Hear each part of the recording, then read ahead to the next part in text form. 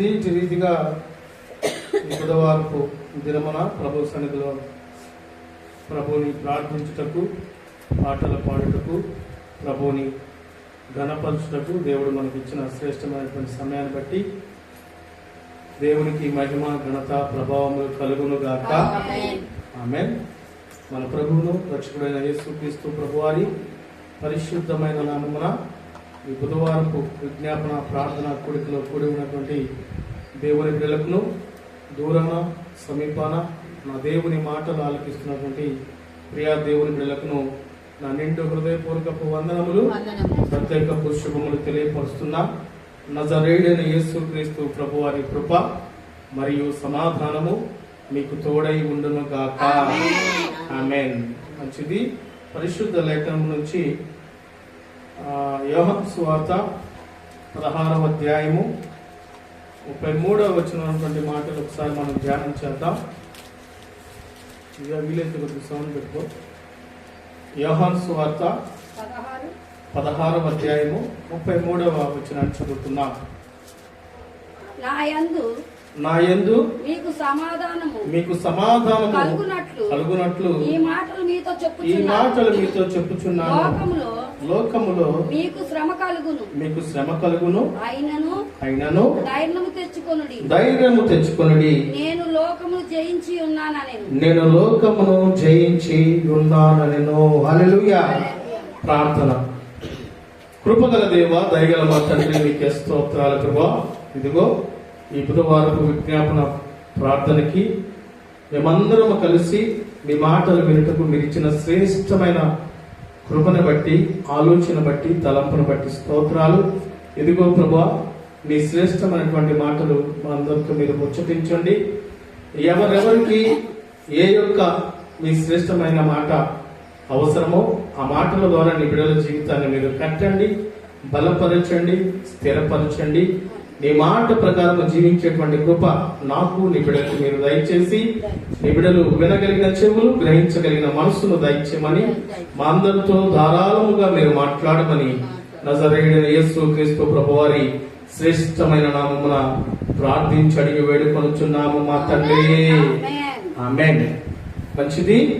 ఇటు రీతిగా ఈ శ్రేష్టమైనటువంటి మాటలు మనం ధ్యానం చేయుట మనకెంతో ఆశీర్వాదకరమై ఉన్నది. ఈరోజు వాక్య వర్తమానము అంశము క్రైస్తవుడు శ్రమలు వచ్చినప్పుడు ఏం చేయాలి. చాలా మంది జీవితాలు మనం చూస్తూ ఉంటే శ్రమలు రాగానే వెంటనే లోకములో కలిసిపోవటం చూస్తూ ఉంటాం. ఏదైనా శ్రమ సంభవించగానే వెంటనే కాని మాటలు మాట్లాడటం చూస్తూ ఉంటాం. ఏదైనా శ్రమ ఎదురైనప్పుడు దేవుడు ఉన్నాడా లేడనేటువంటి ఆలోచనలో కలిగి ఉంటూ ఉంటాం. కానీ పరిశుద్ధ లేఖనము తెలియపరుస్తుంది, క్రైస్తవుడు శ్రమలు వచ్చినప్పుడు ఏం చేయాలంటే మొదటిగా దేవునికి మొరపెట్టాలి. హల్లెలూయా. దేవునికి ప్రార్థించాలండి. దేవా, ఇదిగో నీ చిత్తమైతే ఈ శ్రమను నా వద్ద నుంచి దూరంగా ఉంచు ప్రభా, తీసివేయ ప్రభని ప్రార్థించాలి. రెండవదిగా ధైర్యము కలిగి ఉండాలి. ప్రతి విషయంలో కూడా క్రైస్తవుడు అధైర్యముగా ఉండటానికి వీలు లేదు. భయము, దేవుని యందు భయం కలిగి ఉంటే దేవుడు తప్పకుండా ధైర్యము ఇస్తాడు. మూడవదిగా కృంగిపోకూడదండి. ఈ మూడు ప్రాముఖ్యమైనటువంటి విషయాలను బట్టి దేవుడు మనతో మాట్లాడబోచున్నాడు. కనుక క్రైస్తవుడు శ్రమలు వచ్చినప్పుడు ఏమి చేయాలంటే మొదటిగా దేవునికి మొరపెట్టే వారమై మనము ఉండాలి. ఒక ప్రాంతంలో, దూరముగా ఉన్నటువంటి ప్రాంతంలో మీటింగ్ జరుగుతూ ఉందంట.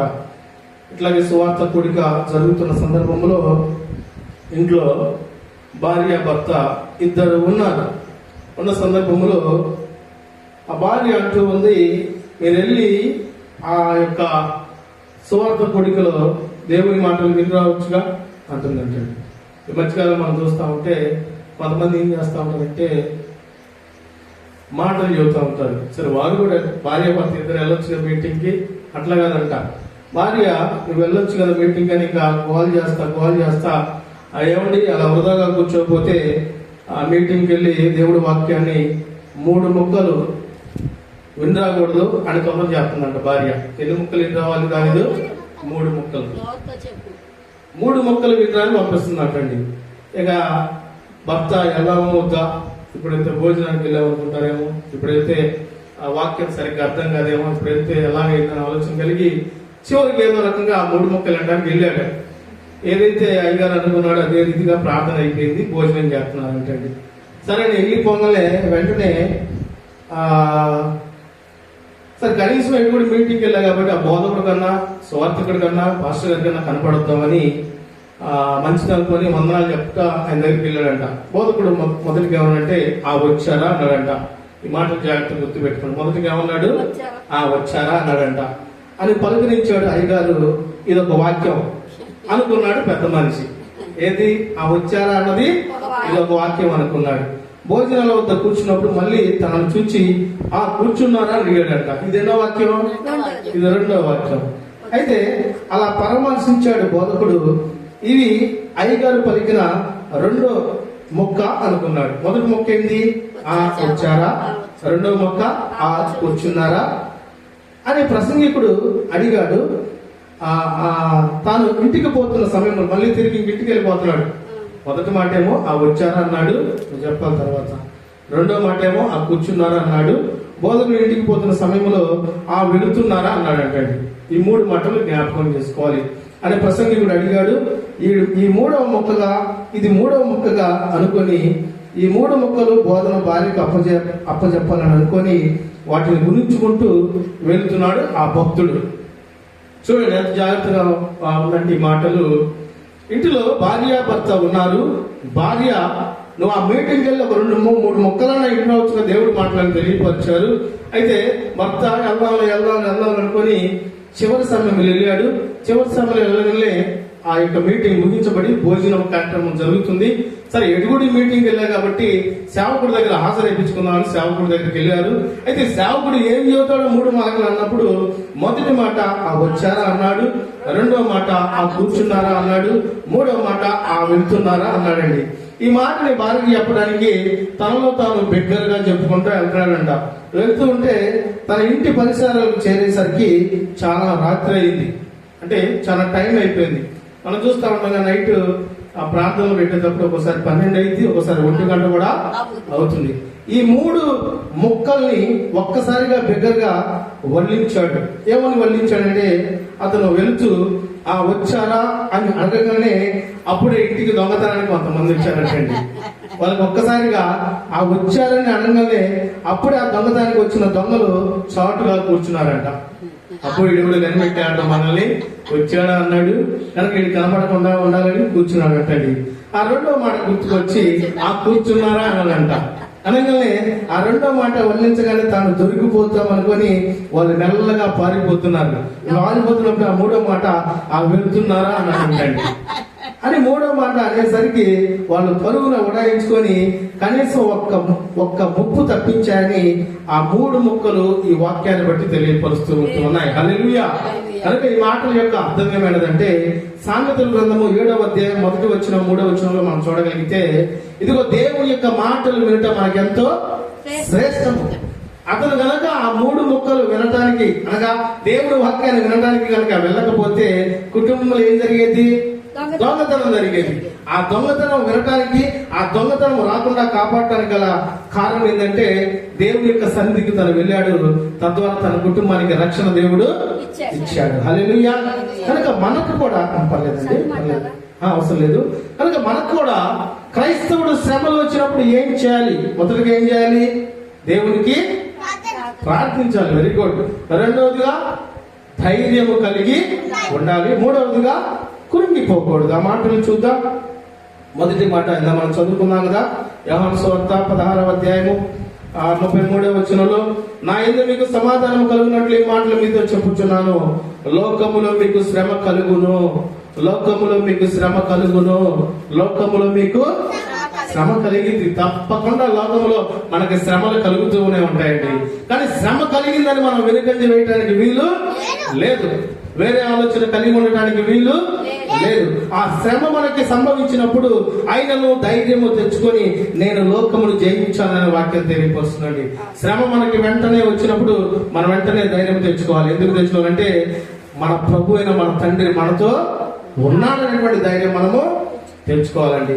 ఈ శ్రమ సంభవించగానే చాలా మంది ఏం చేస్తూ ఉంటారు? ప్రభు సన్నిధికి దూరం అవుతూ ఉంటారు. ఏంటి నేను ప్రతి వారం ప్రార్థనకి వెళ్తున్నానే, పాటలు పాడుచున్నానే, ప్రార్థిస్తున్నానే, దేవుని వాక్యం వింటున్నానే, అయినా నాకెందుకు ఈ శ్రమ? ఒక వారం వెళ్ళకుండా చూద్దాం ఏమైంది అని ఆలోచన, లేకపోతే అసలు మేము వెళ్ళకూడదు ఏమైందని ఆలోచన. అలా దేవుని బిడ్డలు ఉండటానికి వీలు లేదు. అయితే ఈ శ్రమ వచ్చినప్పుడు పరిశుద్ధ లేఖనం ఏం తెలియపరుస్తుందంటే దేవునికి మొరపెట్టే అనుభవం మనం కలిగి ఉండాలండి. ఏదైనా బాధ వచ్చిందంటే వెంటనే ఏం చేస్తాం? ఫోన్ తీసి అక్క, అమ్మ, అన్న, ఇదిగో ఇలా అయింది, ఇదే జరిగిందని చెబుతాం. అదే మనం ఈ అన్ని లోక సంబంధమైనటువంటి ముచ్చట్లు కట్టిపెట్టి ప్రభువుని ప్రార్థించేటువంటి మనసు మనం కలిగి ఉంటే నీకున్న శ్రమ నుంచి దేవుడు ఆ క్షణమే విడుదల దయచేయనుగాక. ఆమె కీర్తనలు 18వ కీర్తనలో కీర్తనకారుడు శ్రమ గురించి ఏమంటున్నాడో మనం చూద్దాం. కీర్తనలు 18వ కీర్తన 16వ వచనం చదువుకుందామండి. ఉన్నత స్థలము నుండి చెయ్యి చాపి నన్ను పట్టుకొని మహా జలరాశులను తీసెను. బలవంతులకు పగవారు నన్ను ద్వేషించువారు. ఒక్క నిమిషము. కీర్తనలు 18వ కీర్తన 6వ వచనం చదువుకుందామండి. 6 చదువుకుందాం. నా శ్రమలో నేను యెహోవాకు మొరపెట్టి తిని నా దేవునికి ప్రార్థన చేసి తిని. హల్లెలూయా. చదవండి. ఆయన తన ఆలయములో ఆలకించి నా ప్రార్థనను అంగీకరించెను. నా మొర ఆయన సన్నిధిని చేరి ఆయన చెవుల చొచ్చెను. హల్లెలూయా. మన ప్రార్థన దేవుడు విన్నాడు అనుకోండి, ఆయన సన్నిధిలో చేరింది అనుకోండి, ఆయన చెవులు పడింది అనుకోండి, ఆ ప్రార్థనకి జవాబు ఇస్తాడా? ఇవ్వడా? తప్పకుండా ఇస్తాడు. ఇక్కడ శ్రమ వచ్చింది. ఏ శ్రమ? తన జీవితాన్ని బట్టి శ్రమ వచ్చింది. ఇదిగో నా శ్రమలో నేను యెహోవాకు మొరపెట్టి తిని నా దేవునికి ప్రార్థన చేస్తున్నాను తెలియపరుస్తున్నాను. మనకు కూడా శ్రమలు వస్తాయి. శ్రమలు వచ్చిన వెంటనే ఆ శ్రమలు బట్టి ఎవరైతే మనల్ని శ్రమల పాలు చేశారో, ఎవరైతే మనల్ని అవమానపరిచారో, ఎవరైతే మనల్ని గాయపరిచారో, ఎవరైతే మనల్ని దూషించారో వారి పంతం పట్టాలనే ఆలోచన మనకు ఉండకూడదు. మన ధ్యేయం వల్ల ప్రభువుని ప్రార్థించే జ్ఞానం కలిగి ఉండాలి. అందుకని నేను శ్రమలో యెహోవాకు మొరపెట్టి తిని నా దేవునికి ప్రార్థన చేసి తిని ఆయన తన ఆలయంలో ఆలకించి నా ప్రార్థనను అంగీకరించును. నా మొర ఆయన సన్నిధిని చేరి ఆయన చెవులా చొచ్చెనండి. దేవుణ్ణి ప్రార్థించేటువంటి స్థితి మనం కలిగి ఉంటే మన శ్రమ ఒక శ్రమ కాదండి. ఎప్పుడైతే మనకు వచ్చిన శ్రమను బట్టి ప్రభుని ప్రార్థించడం మొదలు పెడతామో మనకు తెలియకుండానే మన యొక్క శ్రమ నుంచి వచ్చే బాధ దేవుడు తీసివేస్తాడండి. హల్లెలూయా. కనుక క్రైస్తవుడు శ్రమలు వచ్చినప్పుడు మొదటిగా ప్రార్థించేటువంటి జీవితం కలిగి ఉండాలి. ఇంకో మాట చూద్దాం దీని గురించి. కీర్తనలు 107వ కీర్తన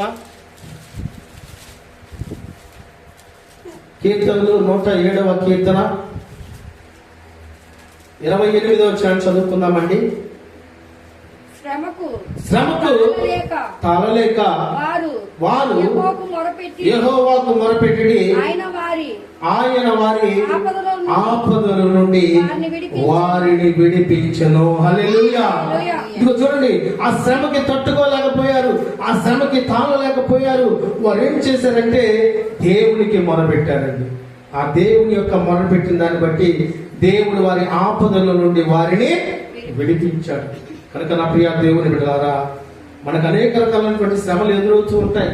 ప్రతి దేవుని బిడ్డకి ఎప్పుడు ఆనందము, సంతోషము, సమాధానం కాదు, శ్రమలు కూడా మనకు ఎదురవుతూ ఉంటాయి. శ్రమని మనం మహదానందముగా ఎంచుకునే వారంగా ఉండాలి. శ్రమలో మనము ధైర్యముగా ఉండాలి. శ్రమలో మనం ప్రార్థన చేయాలి. శ్రమలో మనం దినదినము కూడా నూతనపరచబడాలని పరిశుద్ధ లేఖనంలో తెలియపరుస్తుంది. కనుక దేవునికి మొరపెట్టేటువంటి వారంగా మనం ఉండగలిగితే నీ శ్రమ నుంచి నా ప్రభు విడుదల దయచేయనుగాక. ఆమేన్. రెండో పాయింట్ మనం చూస్తా ఉంటే ధైర్యము కలిగి ఉండాలండి. శ్రమలో ఏం కలిగి ఉండాలి? ధైర్యము కలిగి ఉండాలి. యోహాను సువార్త 16వ అధ్యాయం 33వ వచనం చదువుకున్నాం కదా, మనం చూడండి ఒకసారి. నా యందు మీకు సమాధానము కలుగునట్లు ఈ మాటలు మీతో చెప్పుచున్నాను. లోకములో మీకు శ్రమ కలుగును, అయినను ధైర్యము తెచ్చుకొనుడి, నేను లోకమును జయించి ఉన్నాను. మనం ధైర్యము తెచ్చుకునే వారుగా ఉండాలండి. అపవాది ఏం చేస్తాడంటే మనల్ని భయపెడతాడు, దేవుడు మనల్ని ధైర్యపరుస్తాడు. అందుకని పరిశుద్ధ లేఖంలో వ్రాయబడిన మాటలు, మనం నీతిమంతులుగా జీవిస్తే సింహం వలె ధైర్యముగా ఉండుదుము గాక. ఆమేన్. అయితే మనము నీతిని, యథార్థతని, పరిశుద్ధతని శ్రమలో కూడా దేవునికి కనపరచాలి. అందుకని దేవుని యొక్క బిడ్డలు ఎన్ని జరిగినా, ఏ స్థితి అయినా, ఏ పరిస్థితి అయినా వారి యథార్థతను వదిలిపెట్టాలి, వారి నీతిని వదిలిపెట్టాల, వారి పరిశుద్ధతను వదిలిపెట్టాల. అందుకనే దేవుడు వారిని వదిలిపెట్టాల. హల్లెలూయా. కనుక నా ప్రియ దేవుని బిడ్డలారా, శ్రమలో మనం ఎలా ఉండాలంటే ధైర్యవంతులుగా ఉండాలి. శ్రమలలో, బహుశ్రమలలో ఆదరణ కలిగించెను వాక్యమే, కృపా వాక్యమే నన్ను వీడని అనుబంధమై. శ్రమలలో, బహుశ్రమలలో ఆదరణ కలిగించెను వాక్యమే, కృపా వాక్యమే నన్ను వీడని అనుబంధమై. నీ మాటలే జలధారలై సంతృప్తినిచ్చను, నీ మాటలే ఔషధమై గాయమును కట్టెను. నీ మాటే మధురం రాజులకే, మహారాజు కృప చూపే దేవుడవు, నడిపించే నజరేయుడా, కాపాడే కాపరివి నా నీతి సూర్యుడా. భూమి మేలు యేసయ్యా, సరిపోల్చలేను నీతో కనులైన వారిని, సరిపోల్చలేను నీతో కనులైన వారిని. హల్లెలూయా. అయితే శ్రమలో మనం ఏం చేయాలి? దేవుని యొక్క ఆదరణ పొందుకోవాలండి. దేవుని యొక్క ఆదరణ పొందుకోవాలంటే మనం దేవుని ద్వారా ధైర్యపరచబడాలి. దేవుని వాక్యము ద్వారా, ఆయన కృపావాక్యము ద్వారా మనము దేవునితో అనుబంధము కలిగి ఉండేటువంటి స్థితి మనం కలిగి ఉండాలని పరిశుద్ధాత్ముడు తెలియపరుస్తున్నాడండి. అందుకని నా ప్రియ దేవుని బిడ్డలారా, దేవుని యొక్క బిడ్డల జీవితంలో అధైర్యపరిచేటువంటి స్థితి వచ్చినా వారు అధైర్యపడలా, ధైర్యముగా దేవుని యొక్క స్థితిలో వారు ముందుకు వెలుచు ఉన్నారండి. నా ప్రియ దేవుని బిడ్డలారా, ప్రవక్తలకి, దేవుని బిడ్డలకి, దేవుని శిష్యులకి శ్రమలు వచ్చినాయి, బాధలు వచ్చినాయి, నిందలు వచ్చినాయి, అవమానాలు వచ్చినాయి. వారు దిగులు పడ్డారా? పడలేదు. వారు ఏ మాత్రం దాని గురించి ఆలోచన కలిగి ఉండలేదు. దేవుడు ఏదైతే తెలియపరిచారో అటు రీతిగా ప్రార్థనా జీవితం కలిగి ఉన్నారు. ప్రభు సహాయాన్ని పొందుకున్నారు. ప్రభు ద్వారా కృపావరములతో నింపబడి ప్రభు చిత్తాన్ని వారు జరిగిస్తూనే వచ్చారు. రెండవదిగా ధైర్యము పొందుకొని ఉన్నారు నిత్యము. వేరే వేరే వాటికి భయపడినటువంటి సందర్భాలు లేవు. ఒకవేళ భయముతో కూడిన పరిస్థితులు వారికి ఎదురైనప్పటికీ దేవుని ద్వారా నూతన బలాన్ని వారు పొందుకున్నట్లు పరిశుద్ధ లేఖనాలను బట్టి మనం చూస్తూ ఉన్నాం. అందుకని మనం చూస్తూ ఉంటే, మీతో చెప్పుచున్నాను, ఏమని చెబుతున్నాడు? లోకములో మీకు శ్రమ కలుగును, అయినను ధైర్యము తెచ్చుకొనుడి, నేను లోకమును జయించి ఉన్నాను. నేను లోకాన్ని జయించిన దేవుడు మనతో ఉన్నప్పుడు మనం ధైర్యముగా ఉండాలండి. ప్రియ దేవుని బిడ్డలారా, శ్రమలు మనతో చెప్పి రావు, శ్రమలు మనతో చెప్పి వెళ్ళవు కూడా, రావటం కూడా రావు, వెళ్ళను కూడా వెళ్ళవు. ఎప్పుడైతే మనం దేవుని యొక్క నిర్ణయంలో, దేవుని యొక్క ఉద్దేశంలో, దేవుని యొక్క సంకల్పంలో ఉన్నామో అప్పుడే అపవాదిగాడు కదిలిస్తాడండి. మనం లోకానుసారంగా జీవిస్తున్నప్పుడు మనం గమనిస్తూ ఉంటే, లోకానుసారంగా జీవించే వారి యొక్క జీవితంలో ఏ బాధలు ఉండనట్టు కనపడుతూ ఉంటాయి. ఇది ఈ లోకం వరకు అంతే. ఈ లోకానుసారంగా జీవించే వారు చక్కగా కారులో తిరుగుతూ ఉంటారు, చక్కగా హాయిగా ఉంటారు, చక్కగా ఉన్నట్టు అనిపిస్తూ ఉంటుంది. కానీ వారి హృదయంలో ఎంతో వేదన, ఎంతో శోధన, ఎంతో బాధ, సమాధానం లేనిటువంటి స్థితిగతులు హృదయ అంతరంగంలో ఉంచి ఉంటాయి. కానీ దేవునితో జీవించేటువంటి వ్యక్తులకి ప్రతి దినము శ్రమే, ప్రతి దినము శోధన, ప్రతి దినము బాధ, ప్రతి దినము నిందలు ఎదురవుతూనే ఉంటాయి.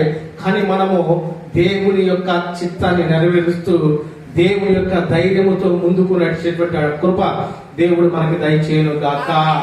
ఆమేన్. అందుకనే మనము ధైర్యము తెచ్చుకోవాలండి.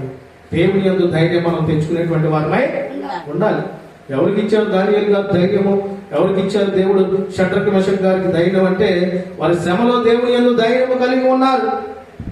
మోషే గారు ఇదిగో ఇశ్రాయేలు ప్రజల్ని నీవు నడిపించాలి, వారిని కనాను ప్రాంతానికి తీసుకెళ్ళినప్పుడు ఆయన 7 సాకులు చెప్పాడు. నేను నత్తివాడిని, నేను మాంద్రుని, నేను తెలియలేని వాడిని, నేనేం చేయలేను, నా వల్ల కాదన్నప్పుడు ఇదిగో నేను నీకు తోడై ఉన్నానని తెలియపరిచాడు. దేవుడు తనని ధైర్యపరిచాడు.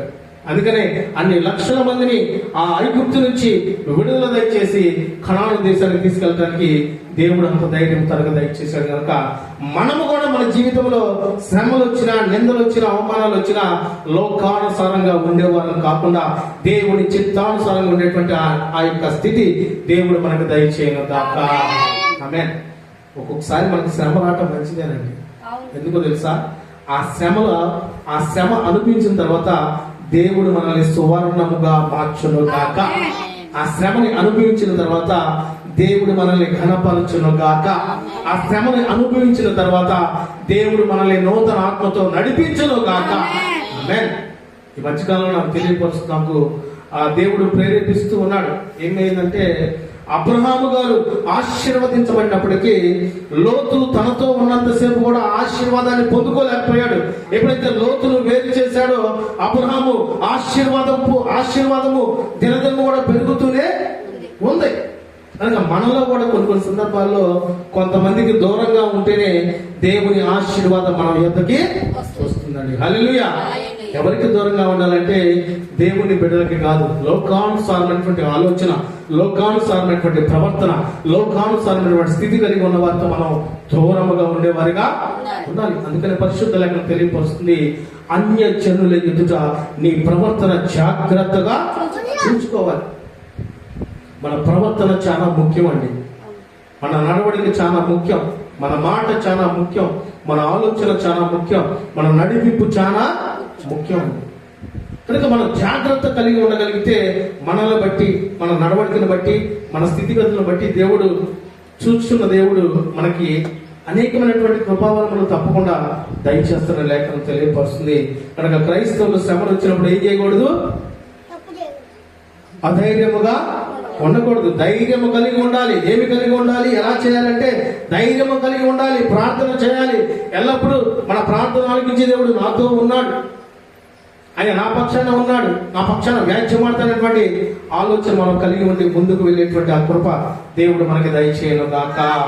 ఆమేన్. చివరి మాట, 3వ మాట, మనము కృంగిపోకూడదు.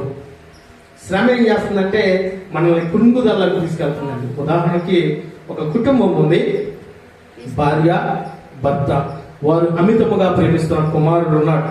ఆ కుమారుడు ఒక్క కుమారుడు అంటే మనకి చెప్పేది ఏముంది? ఎంత గారాబం. అతను ఆ రోజు ఎక్కడికన్నా వెళ్ళాలంటే వెళ్ళాల్సిందే, అతను ఏదో తెచ్చేయాల్సిందే. ఇతను మామూలుగా ఉంటాడా? చక్కగా మంచం మీద కూర్చొని ఆగిపోంటారు అంటే పోయి మట్టి మీద పడిపోయి అటు ఇటు బుర్రు అంటే డ్యాన్స్ చేస్తూ ఉంటారు. ఏదైనా తెచ్చిపోతే పిల్లలు. కనుక ఆ సందర్భంలో ఏమవుతుంటుందంటే పిల్లగాడికి ఏదైనా గాయము కానీ, ఏదైనా సమస్య వచ్చినా కానీ, ఏదైనా ఇబ్బంది వచ్చినా కానీ తల్లిదండ్రులు ఎంత వేదన కలిగి ఉంటారు. అవునా కదా? ఎంత బాధ వస్తూ ఉంటుందో. ఈ రోజు కూడా ఉదయకాలం పూట మా గృహంలో రమారమి 9-9:30 టైంలో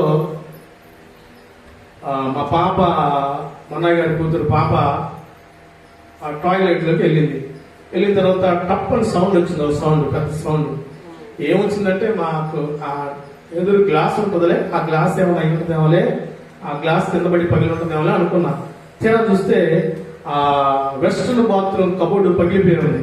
తను బయటకు వస్తా కుంటుకుంటా వస్తుంది.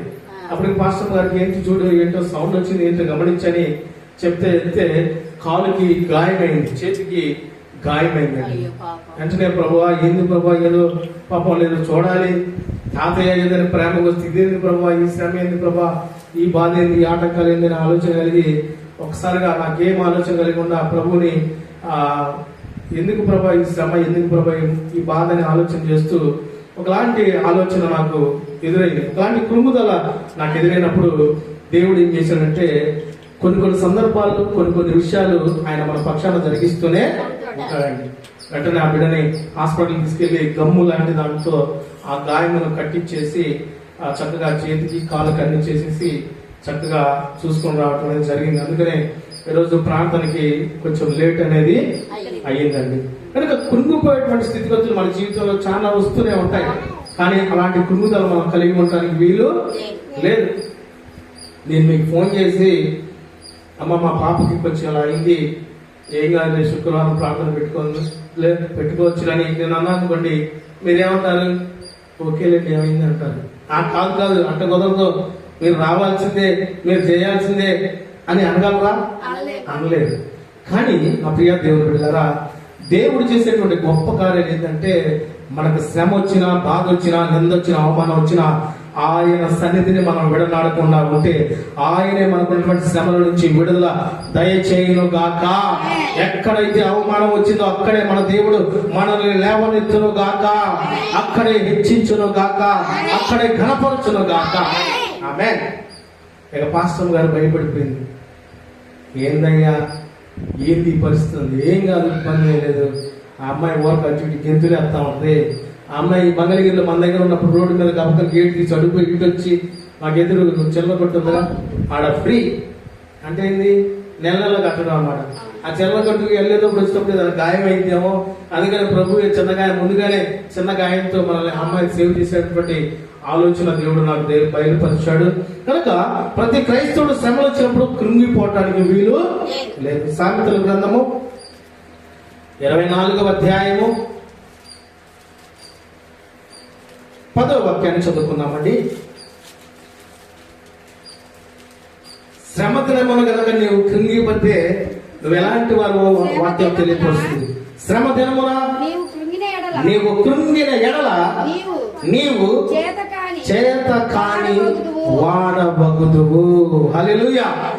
చేత కాని వాడబగుదువు, చేత కాని వారివి అవుదువు. ఎప్పుడు శ్రమ దినమున మనం కృంగితే మనకి ఏమి చేతకాని వాళ్ళమేనంట.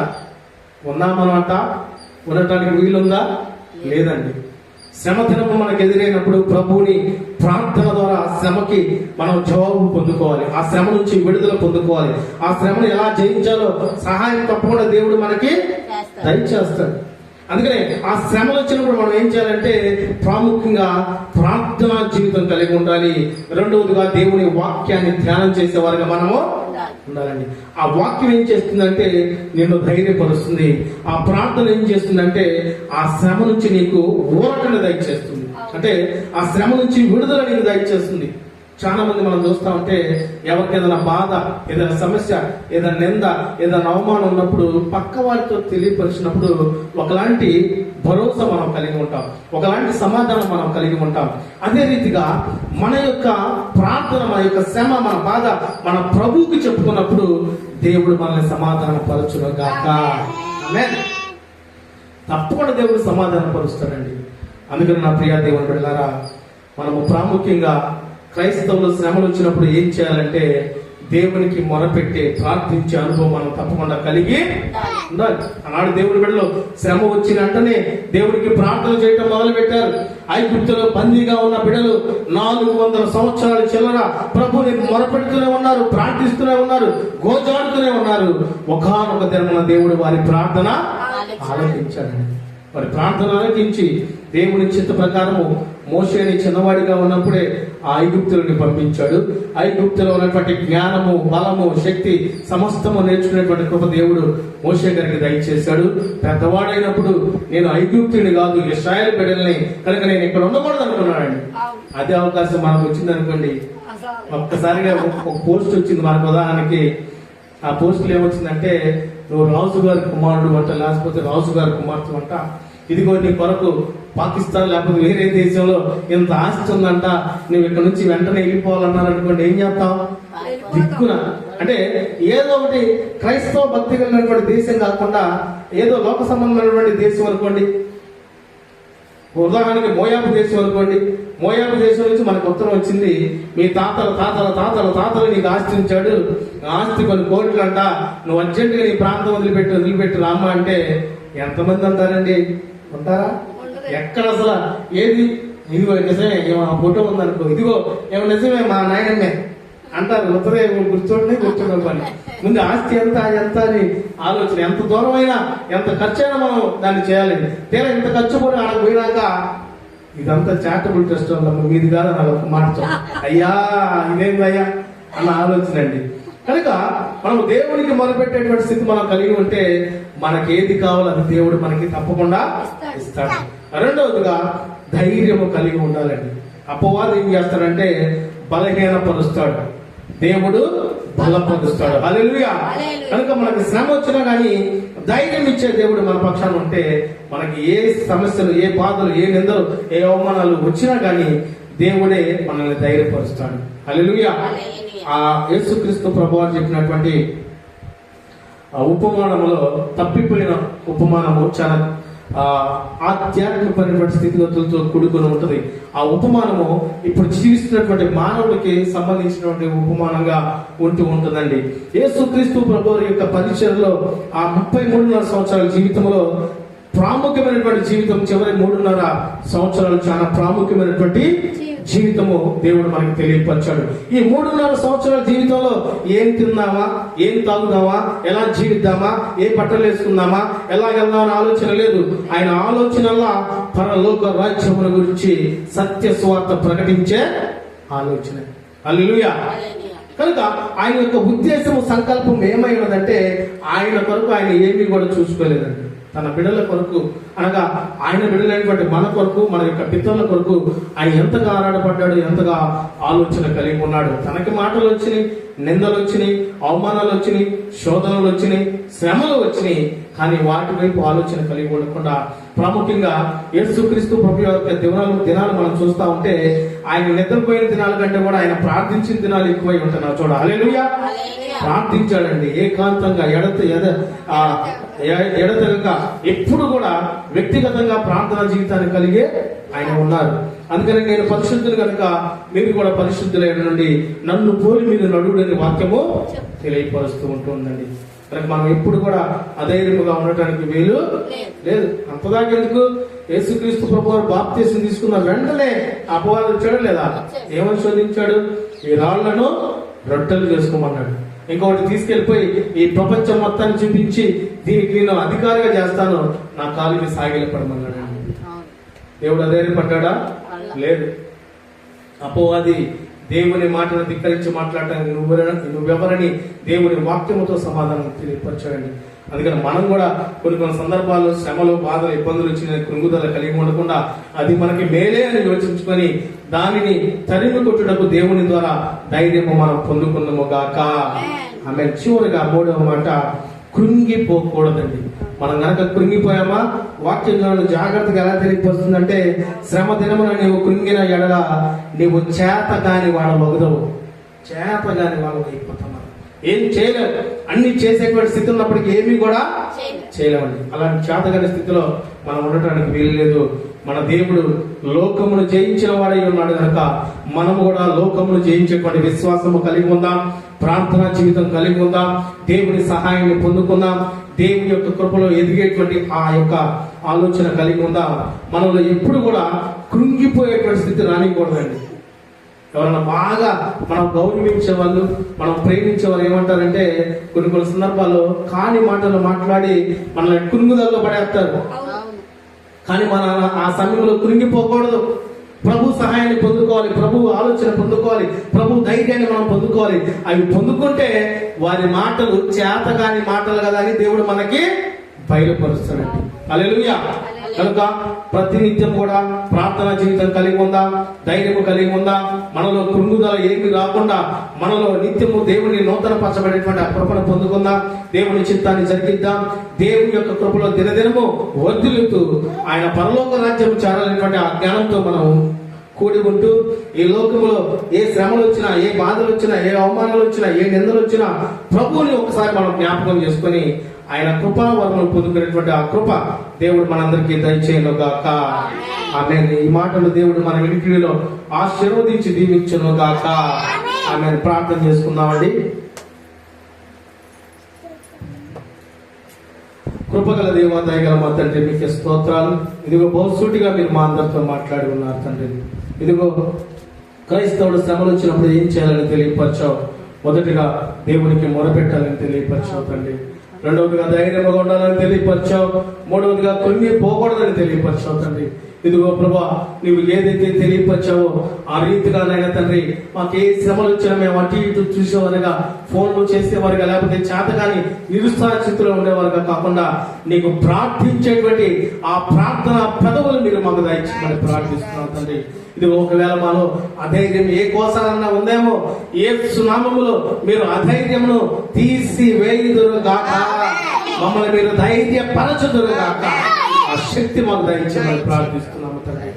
బలవంతుడైన దేవా, మీరు మమ్మల్ని ధైర్యపరచండి తండ్రి.